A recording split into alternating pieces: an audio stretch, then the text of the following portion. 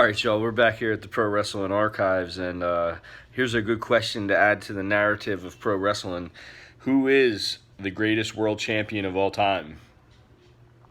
Couple names come to mind right off the bat. Bruno Sammartino. I just watched the Tales from the Territory, the WWF days, and man, that music in that episode was just off the hook, man. If you guys haven't seen that Tales from the Territories WWF episode, check that out. That shit is what it's all about, man. That was the best episode of Tales from the Territory I've seen. But yeah, man, Bruno Sammartino with a very, very long title run. Nobody could beat him. Who else? Of course, the name Hulk Hogan comes to mind.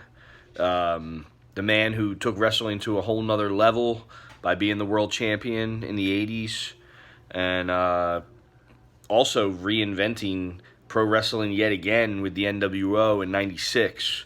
So Hulk Hogan definitely comes to mind as far as just dominating as a world champion. The other person that comes to mind, obviously, Ric Flair.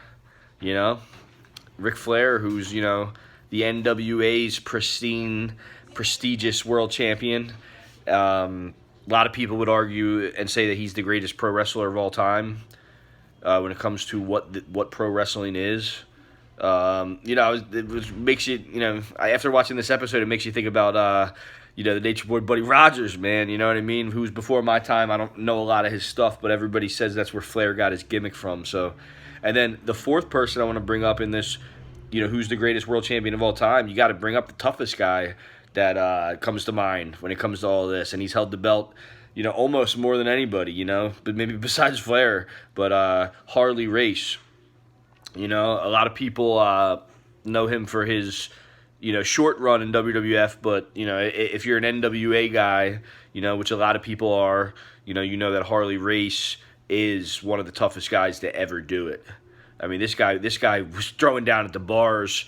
Anybody who stepped to him, he was fighting, And I met Harley right before he passed, and I went up to him and I told him he was just one tough motherfucker because he was sitting there at the arena, the ECW arena, in a wheelchair signing autographs, and he didn't look great, but when I said that to him, he looked at me like this.